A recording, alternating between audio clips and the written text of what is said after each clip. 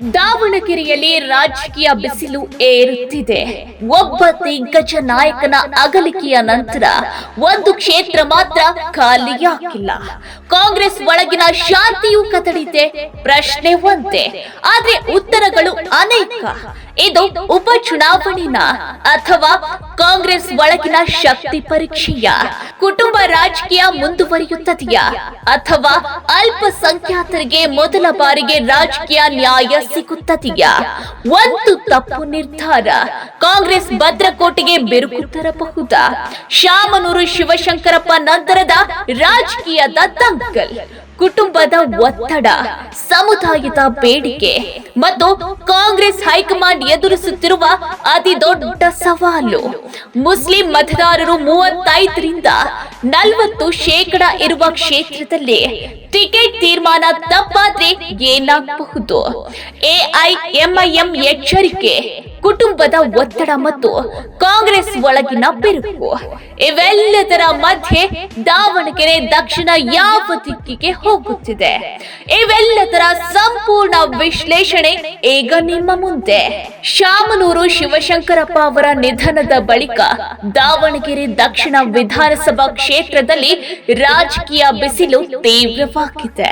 ಅವರು ಪ್ರತಿನಿಧಿಸುತ್ತಿದ್ದ ಕ್ಷೇತ್ರಕ್ಕೆ ಮುಂದಿನ 4-5 ತಿಂಗಳಲ್ಲಿ ಉಪಚುನಾವಣೆ ನಡೆಯಬೇಕಿದ್ದು, ಅದಕ್ಕೂ ಮುನ್ನವೇ ಕಾಂಗ್ರೆಸ್ ಮತ್ತು ಬಿಜೆಪಿ ಒಳಗೆ ಟಿಕೆಟ್ಗಾಗಿ ಭಾರಿ ಲಾಬಿ ಆರಂಭವಾಗಿದೆ. ಲಿಂಗಾಯತ ಸಮುದಾಯದ ಪ್ರಭಾವಿ ನಾಯಕನಾಗಿದ್ದ ಶಾಮನೂರು ಶಿವಶಂಕರಪ್ಪ ಅವರ ರಾಜಕೀಯ ಸ್ಥಾನವನ್ನು ಯಾರು ತುಂಬುತ್ತಾರೆ ಎಂಬ ಪ್ರಶ್ನೆ ಈಗ ದಾವಣಗೆರೆಯ ರಾಜಕೀಯದ ಕೇಂದ್ರ ಬಿಂದುವಾಗಿದೆ. ಈ ಹಿನ್ನೆಲೆಯಲ್ಲಿ ಕಾಂಗ್ರೆಸ್ ಒಳಗೆ ಸ್ಪಷ್ಟವಾದ 2 ಶಿಬಿರಗಳು ಕಾಣಿಸಿಕೊಂಡಿವೆ. ಒಂದು ಕಡೆ ಶಾಮನೂರು ಕುಟುಂಬದವರಿಗೆ ಟಿಕೆಟ್ ನೀಡಬೇಕು ಎಂಬ ಕುಟುಂಬ ರಾಜಕೀಯದ ಒತ್ತಾಯ, ಮತ್ತೊಂದು ಕಡೆ ಅಲ್ಪಸಂಖ್ಯಾತ ಸಮುದಾಯಕ್ಕೆ ರಾಜಕೀಯ ನ್ಯಾಯ ಕೊಡಬೇಕು ಎಂಬ ಸಮುದಾಯ ರಾಜಕೀಯದ ಗಟ್ಟಿಯಾದ ಬೇಡಿಕೆ. ಈ 2 ಶಿಬಿರಗಳ ನಡುವೆ ಕಾಂಗ್ರೆಸ್ ಪಕ್ಷ ತೀವ್ರ ಒತ್ತಡದಲ್ಲಿದೆ.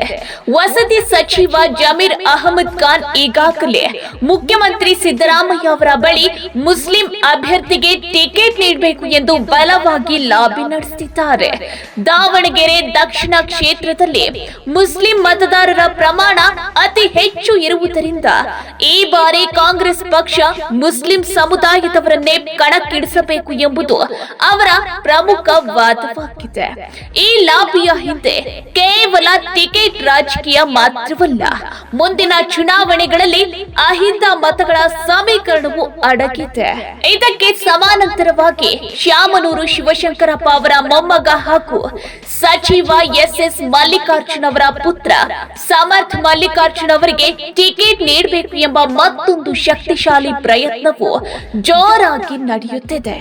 ಈಗಾಗಲೇ ರಾಜಕೀಯವಾಗಿ ಸಕ್ರಿಯವಾಗಿರುವ ಸಮರ್ಥ್ ಪರೋಕ್ಷವಾಗಿ ತಾವು ಟಿಕೆಟ್ ಆಕಾಂಕ್ಷಿ ಎಂಬ ಸಂದೇಶವನ್ನ ರವಾನಿಸಿದ್ದಾರೆ. ಈ ಮೂಲಕ ಶಾಮನೂರು ಕುಟುಂಬದ ರಾಜಕೀಯ ಪರಂಪರೆಯನ್ನು ಮುಂದುವರಿಸಬೇಕೆಂಬ ಒತ್ತಾಯ ಮತ್ತಷ್ಟು ಗಟ್ಟಿಯಾಗಿದೆ. ಈ ಎಲ್ಲಾ ಬೆಳವಣಿಗೆಗಳ ನಡುವೆ ಮುಸ್ಲಿಂ ಸಮುದಾಯದ ನಾಯಕರು ಪ್ರತ್ಯಕ್ಷ ಸಭೆಗಳನ್ನ ನಡೆಸುತ್ತಿದ್ದಾರೆ. ದಾವಣಗೆರೆ ದಕ್ಷಿಣ ಕ್ಷೇತ್ರದಲ್ಲಿ ಮುಸ್ಲಿಂ ಜನಸಂಖ್ಯೆ ಅತಿ ಹೆಚ್ಚು ಇರುವುದರಿಂದ ಈ ಬಾರಿ ನಮ್ಮ ಸಮುದಾಯದವರಿಗೆ ಟಿಕೆಟ್ ನೀಡಬೇಕು ಎಂಬ ನಿರ್ಣಯದೊಂದಿಗೆ ಹಲವು ಸುತ್ತಿನ ಸಭೆಗಳು ನಡೆದಿವೆ. ಈ ಸಭೆಗಳು ಕೇವಲ ಅಭಿಪ್ರಾಯ ವಿನಿಮಯವಲ್ಲ, ಸ್ಪಷ್ಟ ರಾಜಕೀಯ ಒತ್ತಡ ತಂತ್ರವಾಗಿ ರೂಪುಗೊಂಡಿವೆ. ಈ ಸಭೆಗಳ ಬಗ್ಗೆ ಪ್ರತಿಕ್ರಿಯಿಸಿದ ಸಚಿವ ಎಸ್ ಮಲ್ಲಿಕಾರ್ಜುನ್, ಇಂತಹ ಗುಂಪುಗಾರಿಕೆ ಕಾಂಗ್ರೆಸ್ನಲ್ಲಿ ನಡೆಯುವುದಿಲ್ಲ ಎಂದು ಕಠಿಣವಾಗಿ ಹೇಳಿದ್ದಾರೆ. ಟಿಕೆಟ್ ವಿಚಾರವಾಗಿ ಸಮುದಾಯಗಳು ಪ್ರತ್ಯೇಕ ಸಭೆ ನಡೆಸುವುದು ಪಕ್ಷದ ಶಿಸ್ತಿಗೆ ವಿರುದ್ಧವಾಗಿತ್ತು. ಇದರಿಂದ ಅನಗತ್ಯ ಗೊಂದಲ ಸೃಷ್ಟಿಯಾಗುತ್ತದೆ ಎಂಬುದು ಅವರ ವಾದವಾಗಿದೆ. ಶಾಮನೂರು ಕುಟುಂಬಕ್ಕೆ ಟಿಕೆಟ್ ನೀಡಬಾರದು ಎಂಬ ಒತ್ತಾಯವು ಈಗ ಬಹಿರಂಗವಾಗಿಯೇ ಕೇಳಿ ಬರ್ತಿದೆ.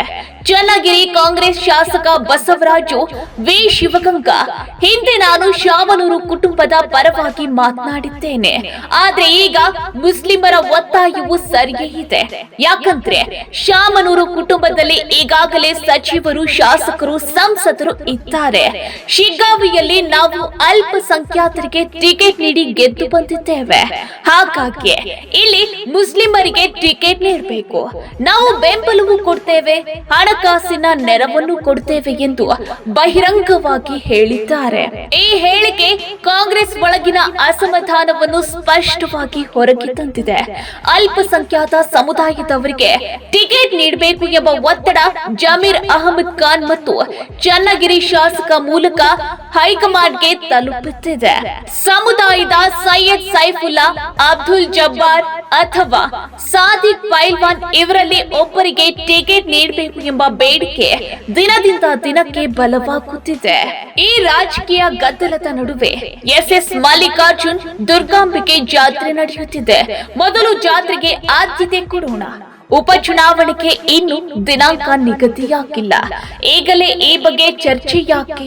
ಕೆಲವರು ಈಗಲೇ ಪ್ರತ್ಯೇಕ ಸಭೆ ನಡೆಸುತ್ತಿದ್ದಾರೆ. ಇದು ಗುಂಪುಗಾರಿಕೆಯಂತೆ ಕಾಣುತ್ತದೆ. ಕಾಂಗ್ರೆಸ್ನಲ್ಲಿ ಇವೆಲ್ಲ ಬಹಳ ದಿನ ನಡೆಯುವುದಿಲ್ಲ ಎಂದು ಎಚ್ಚರಿಕೆ ನೀಡಿದ್ದಾರೆ. 4 ದಿನಗಳ ಹಿಂದೆ ನಗರದ ತಾಜ್ ಪ್ಯಾಲೇಸ್ ನಲ್ಲಿ ನಡೆದ ಮುಸ್ಲಿಂ ಸಮುದಾಯದ ಸಭೆ ಈ ರಾಜಕೀಯ ಹೋರಾಟಕ್ಕೆ ಹೊಸ ತಿರುವು ನೀಡಿತ್ತು. ಸಭೆಯಲ್ಲಿ ಮಾತನಾಡಿದ ವಿಧಾನ ಪರಿಷತ್ ಸದಸ್ಯ ಅಬ್ದುಲ್ ಜಬ್ಬಾರ್, ಮುಸ್ಲಿಂ ಅಭ್ಯರ್ಥಿಯನ್ನ ಕಣಕ್ಕಿಳಿಸಿದ್ರೆ ಅಹಿಂದ ಮತಗಳ ವಿಭಜನೆ ಆಗುವುದಿಲ್ಲ. ಕಾಂಗ್ರೆಸ್ ಪಕ್ಷದಲ್ಲಿ ಒಂದೇ ಕುಟುಂಬಕ್ಕೆ ಟಿಕೆಟ್ ಎನ್ನುವುದು ಇನ್ಮುಂದೆ ನಡೆಯಬಾರದು. 3 ದಶಕಗಳಿಂದ ಶಾಮನೂರು ಕುಟುಂಬವನ್ನ ಮುಸ್ಲಿಂ ಸಮುದಾಯ ಗೆಲ್ಲಿಸಿಕೊಂಡು ಬಂದಿದೆ ಎಂದು ಹೇಳುವ ಮೂಲಕ ನೇರವಾಗಿ ಎಸ್ ಮಲ್ಲಿಕಾರ್ಜುನ್ ಅವರನ್ನ ಟಾರ್ಗೆಟ್ ಮಾಡಿದ್ರು. ದಾವಣಗೆರೆ ದಕ್ಷಿಣ ಕ್ಷೇತ್ರದ ಅಂಕಿಅಂಶಗಳೇ ಈ ಹೋರಾಟದ ಕೇಂದ್ರ ಬಿಂದುವಾಗಿದೆ. ಕ್ಷೇತ್ರದಲ್ಲಿ ಅಂದಾಜು 2.21 ಲಕ್ಷ ಮತದಾರರು ಇದ್ದು, ಇದರಲ್ಲಿ ಸುಮಾರು 60,000 ಮುಸ್ಲಿಮರು, 38,000 ಲಿಂಗಾಯತರು, 20,000 ಕುರುಬರು, 21,000 ಪರಿಶಿಷ್ಟ ಜಾತಿ, 15,000 ಪರಿಶಿಷ್ಟ ಪಂಗಡ, 16,000 ಮರಾಠಿಗಳು ಹಾಗೂ ಇತರ ಹಿಂದುಳಿದ ವರ್ಗಗಳ ಸುಮಾರು 31,000 ಮತದಾರರು ಇದ್ದಾರೆ. ಈ ಲೆಕ್ಕಾಚಾರದಲ್ಲಿ ಮುಸ್ಲಿಂ ಸಮುದಾಯವೇ ಫಲಿತಾಂಶ ನಿರ್ಧರಿಸುವ ಶಕ್ತಿಯಾಗಿದೆ. ಇದುವರೆಗೂ ನಡೆದ 16 ಚುನಾವಣೆಯಲ್ಲಿ ದಾವಣಗೆರೆ ದಕ್ಷಿಣ ಕ್ಷೇತ್ರದಿಂದ ಅಲ್ಪಸಂಖ್ಯಾತ ಸಮುದಾಯದ ಪ್ರತಿನಿಧಿ ಆಯ್ಕೆಯಾಗಿಲ್ಲ ಎಂಬ ಅಂಶವನ್ನ ಮುಸ್ಲಿಂ ನಾಯಕರು ಮತ್ತೆ ಮುಂದಿಟ್ಟಿದ್ದಾರೆ. ಇದೇ ಸರಿಯಾದ ಸಮಯ. ಇಲ್ಲವಾದ್ರೆ ಯಾವತ್ತೂ ರಾಜಕೀಯ ನ್ಯಾಯ ಸಿಗುವುದಿಲ್ಲ ಎಂಬುದು ಅವರ ಗಟ್ಟಿ ನಿಲುವಾಗಿದೆ. ಇನ್ನೊಂದೆಡೆ ಕಾಂಗ್ರೆಸ್ನ 5 ಮಾಜಿ ಮೇಯರ್ಗಳು ಹಾಗೂ ಪಾಲಿಕೆ ಮಾಜಿ ಸದಸ್ಯರು ಉಪಚುನಾವಣೆಯಲ್ಲಿ ಶಾಮನೂರು ಕುಟುಂಬದವರಿಗೆ ಟಿಕೆಟ್ ನೀಡಬೇಕು ಎಂದು ಒತ್ತಾಯಿಸಿದ್ದಾರೆ. ನಿಧನರಾದ ಜನಪ್ರತಿನಿಧಿಯ ಕುಟುಂಬದವರಿಗೆ ಟಿಕೆಟ್ ನೀಡುವುದು ಕಾಂಗ್ರೆಸ್ ಸಂಪ್ರದಾಯ. ಶಾಮನೂರು ಕುಟುಂಬದಿಂದಲೇ ದಾವಣಗೆರೆಯಲ್ಲಿ ಹಿಂದೂ ಮುಸ್ಲಿಂ ಸೌಹಾರ್ದತೆ ಉಳಿದಿದೆ ಎಂಬುದು ಅವರ ವಾದವಾಗಿದೆ. ಎಐಎಂಐಎಂ ಹಾಗೂ ಇತರ ಪಕ್ಷಗಳ ನಾಯಕರು ಕೂಡ ಈ ವಿಚಾರದಲ್ಲಿ ಕಾಂಗ್ರೆಸ್ ಮೇಲೆ ಒತ್ತಡ ಹೆಚ್ಚಿಸಿದ್ದಾರೆ. ಕಾಂಗ್ರೆಸ್ ಮುಸ್ಲಿಂ ಅಭ್ಯರ್ಥಿಗೆ ಟಿಕೆಟ್ ನೀಡದಿದ್ರೆ ತಮ್ಮದೇ ಅಭ್ಯರ್ಥಿಯನ್ನ ಕಣಕ್ಕಿಳಿಸುವುದಾಗಿ ಹಾಗೂ ಹೈದರಾಬಾದ್ ಸಂಸದ ಅಸಾದುದ್ದೀನ್ ಓವೈಸಿ ದಾವಣಗೆರೆಗೆ ಬಂದು ಪ್ರಚಾರ ಮಾಡುವುದಾಗಿ ಎಚ್ಚರಿಕೆ ನೀಡಿದ್ದಾರೆ. ಈ ಎಲ್ಲಾ ಬೆಳವಣಿಗೆಗಳನ್ನ ನೋಡಿದ್ರೆ ದಾವಣಗೆರೆ ದಕ್ಷಿಣ ಉಪಚುನಾವಣೆ ಕೇವಲ ಒಂದು ಕ್ಷೇತ್ರದ ಚುನಾವಣೆ ಮಾತ್ರವಲ್ಲ, ಇದು ಕಾಂಗ್ರೆಸ್ ಪಕ್ಷದ ಒಳಗಿನ ಕುಟುಂಬ ರಾಜಕೀಯ, ಅಲ್ಪಸಂಖ್ಯಾತರ ರಾಜಕೀಯ ನ್ಯಾಯ, ಅಹಿಂದ ಸಮೀಕರಣ ಮತ್ತು ಹೈಕಮಾಂಡ್ ಅಧಿಕಾರ, ಈ ಎಲ್ಲಾ ಅಂಶಗಳ ನಡುವಿನ ನೇರ ಮುಖಾಮುಖಿಯಾಗಿದೆ. ಟಿಕೆಟ್ ಯಾರಿಗೆ ಎಂಬ ಒಂದೇ ಪ್ರಶ್ನೆ ಈಗ ಕಾಂಗ್ರೆಸ್ ಭವಿಷ್ಯದ ಹಲವು ಉತ್ತರಗಳನ್ನ ನಿರ್ಧರಿಸಲಿದೆ. ಕುಟುಂಬಕ್ಕೆ ಟಿಕೆಟ್ ಕೊಟ್ಟ ಕೊಟ್ಟರೆ ಸಮುದಾಯ ಬೇಸರಗೊಳ್ಳುವ ಸಾಧ್ಯತೆ. ಸಮುದಾಯಕ್ಕೆ ಟಿಕೆಟ್ ಕೊಟ್ಟರೆ ಕುಟುಂಬ ರಾಜಕೀಯ ಬಿರುಕು. ಈ ದ್ವಂದ್ವದಲ್ಲೇ ದಾವಣಗೆರೆ ದಕ್ಷಿಣ ರಾಜಕೀಯ ಸಿಲುಕಿಕೊಂಡಿದೆ. ಈ ಹಂತದಲ್ಲಿ ಕಾಂಗ್ರೆಸ್ ಹೈಕಮಾಂಡ್ ಎದುರಿಸುತ್ತಿರುವ ಸವಾಲು ಕೇವಲ ಅಭ್ಯರ್ಥಿ ಆಯ್ಕೆಯಲ್ಲ, ಅದು ಪಕ್ಷದ ಒಳಗಿನ ಶಿಸ್ತು, ಸಮುದಾಯದ ಸಮೀಕರಣ ಮತ್ತು ಮುಂದಿನ ಚುನಾವಣೆಗಳಿಗೆ ನೀಡುವ ರಾಜಕೀಯ ಸಂದೇಶದ ಪರೀಕ್ಷೆಯಾಗಿದೆ. ದಾವಣಗೆರೆ ದಕ್ಷಿಣದಲ್ಲಿ ತಪ್ಪು ಸಂದೇಶ ಹೋದ್ರೆ ಅದರ ಪರಿಣಾಮ ಕೇವಲ ಉಪಚುನಾವಣೆಗೆ ಸೀಮಿತವಾಗದೆ ರಾಜ್ಯದ ಇತರೆ ಅಲ್ಪಸಂಖ್ಯಾತ ಪ್ರಾಬಲ್ಯದ ಕ್ಷೇತ್ರಗಳಿಗೂ ತಲುಪುವ ಸಾಧ್ಯತೆ ಇದೆ ಎಂಬ ಚರ್ಚೆ ಕಾಂಗ್ರೆಸ್ ವಲಯದಲ್ಲೇ ಆರಂಭವಾಗಿದೆ. ಇನ್ನೊಂದು ಪ್ರಮುಖ ಅಂಶವೇನೆಂದ್ರೆ ಬಿಜೆಪಿ ಮತ್ತು ಇತರ ಪಕ್ಷಗಳು ಈ ಒಳಜಗಳವನ್ನು ಹೇಗೆ ಬಳಸಿಕೊಳ್ಳಬಹುದು ಎಂಬುದು. ಕಾಂಗ್ರೆಸ್ ಒಳಗೆ ಟಿಕೆಟ್ ವಿಚಾರವಾಗಿ ಅಸಮಾಧಾನ ಉಂಟಾದ್ರೆ ಮತ ವಿಭಜನೆಗೆ ಅವಕಾಶ ಸಿಗುತ್ತದೆ. ವಿಶೇಷವಾಗಿ ಎಐಎಂಐಎಂ ಸ್ಪಷ್ಟ ಎಚ್ಚರಿಕೆ ನೀಡಿರುವ ಹಿನ್ನೆಲೆಯಲ್ಲಿ ಮುಸ್ಲಿಂ ಮತಗಳ ಒಗ್ಗಟ್ಟು ಕದಡಿದ್ರೆ ಅದು ನೇರವಾಗಿ ಕಾಂಗ್ರೆಸ್ಗೆ ನಷ್ಟ ಉಂಟು ಮಾಡುವ ಸಾಧ್ಯತೆ ಇದೆ. ಹೀಗಾಗಿ ಈ ಉಪಚುನಾವಣೆ ಕಾಂಗ್ರೆಸ್ಗೆ ಕೇವಲ ಗೆಲುವಿನ ಪ್ರಶ್ನೆಯಲ್ಲ, ಮತದಾರ ಉಳಿಸಿಕೊಳ್ಳುವ ಪ್ರಶ್ನೆಯೂ ಆಗಿದೆ. ಈ ಎಲ್ಲಾ ಬೆಳವಣಿಗೆಗಳ ಮಧ್ಯೆ ಎಸ್ ಮಲ್ಲಿಕಾರ್ಜುನ್ ಅವರ ಪಾತ್ರ ಅತ್ಯಂತ ನಿರ್ಣಾಯಕವಾಗಿದೆ. ಕುಟುಂಬದ ನಿರೀಕ್ಷೆಗಳು, ಪಕ್ಷದ ಶಿಸ್ತು, ಸಮುದಾಯಗಳ ಒತ್ತಡ, ಈ ಮೂರು ವಿಚಾರಗಳ ನಡುವೆ ಸಮತೋಲನ ಸಾಧಿಸುವ ಜವಾಬ್ದಾರಿ ಅವರ ಮೇಲಿದೆ. ಅವರು ತೆಗೆದುಕೊಳ್ಳುವ ನಿಲುವು ಕೇವಲ ಟಿಕೆಟ್ ತೀರ್ಮಾನವಲ್ಲ, ದಾವಣಗೆರೆಯಲ್ಲಿ ಕಾಂಗ್ರೆಸ್ ಮುಂದಿನ ಹಲವು ವರ್ಷಗಳ ರಾಜಕೀಯ ದಿಕ್ಕನ್ನು ನಿರ್ಧರಿಸುವ ನಿರ್ಣಯವಾಗಲಿದೆ. ಒಟ್ಟಾರೆ ದಾವಣಗೆರೆ ದಕ್ಷಿಣ ಉಪಚುನಾವಣೆ ಕಾಂಗ್ರೆಸ್ಗೆ ಒಂದು ಎಚ್ಚರಿಕೆಯ ಗಂಟೆಯಾಗಿದೆ. ಇದು ಕೇವಲ ಶಾಮನೂರು ಶಿವಶಂಕರಪ್ಪ ಅವರ ನಂತರದ ಸ್ಥಾನ ತುಂಬುವ ಪ್ರಕ್ರಿಯೆ ಅಲ್ಲ, ಇದು ಕಾಂಗ್ರೆಸ್ ಪಕ್ಷ ತನ್ನ ಒಳ ರಾಜಕೀಯವನ್ನ ಹೇಗೆ ನಿರ್ವಹಿಸುತ್ತದೆ, ಸಮುದಾಯಗಳಿಗೆ ಯಾವ ಸಂದೇಶ ನೀಡುತ್ತದೆ ಮತ್ತು ಪರಂಪರೆ ನ್ಯಾಯದ ನಡುವೆ ಯಾವ ಆಯ್ಕೆ ಮಾಡುತ್ತದೆ ಎಂಬುದರ ನೇರ ಪ್ರತಿಬಿಂಬವಾಗಿದೆ. ಒಂದು ತಪ್ಪು ಹೆಜ್ಜೆ ಪಕ್ಷದ ಭದ್ರಕೋಟೆಯನ್ನೇ ಬಿರುಕು ಮಾಡುವ ಸಾಧ್ಯತೆ ಇದೆ. ಟಿಕೆಟ್ ಯಾರಿಗೆ ಎಂಬ ಉತ್ತರ ಇನ್ನೂ ಹೊರಬಿದ್ದಿಲ್ಲ. ಆದ್ರೆ ಒಂದು ವಿಷಯ ಸ್ಪಷ್ಟವಾಗಿದೆ, ದಾವಣಗೆರೆ ದಕ್ಷಿಣದಲ್ಲಿ ತೆಗೆದುಕೊಳ್ಳುವ ಈ ತೀರ್ಮಾನ ಕಾಂಗ್ರೆಸ್ ಪಕ್ಷಕ್ಕೆ ಕೇವಲ ಒಂದು ಉಪಚುನಾವಣೆಯ ಫಲಿತಾಂಶವಲ್ಲ, ಭವಿಷ್ಯದ ರಾಜಕೀಯ ವಿಶ್ವಾಸದ ಅಳತೆಗೋಲು ಆಗಿದೆ. ಕುಟುಂಬ ರಾಜಕೀಯದ ಪರಂಪರೆಯೋ ಅಥವಾ ಅಲ್ಪಸಂಖ್ಯಾತರ ರಾಜಕೀಯ ನ್ಯಾಯವೋ, ಈ ಎರಡು ಮಾರ್ಗಗಳಲ್ಲಿ ಯಾವ ದಾರಿಗೆ ಕಾಂಗ್ರೆಸ್ ಹೆಜ್ಜೆ ಇಡುತ್ತದೆ ಎಂಬುದನ್ನ ಇಡೀ ರಾಜ್ಯದ ರಾಜಕೀಯ ವಲಯ ಕುತೂಹಲದಿಂದ ನೋಡುತ್ತಿದೆ.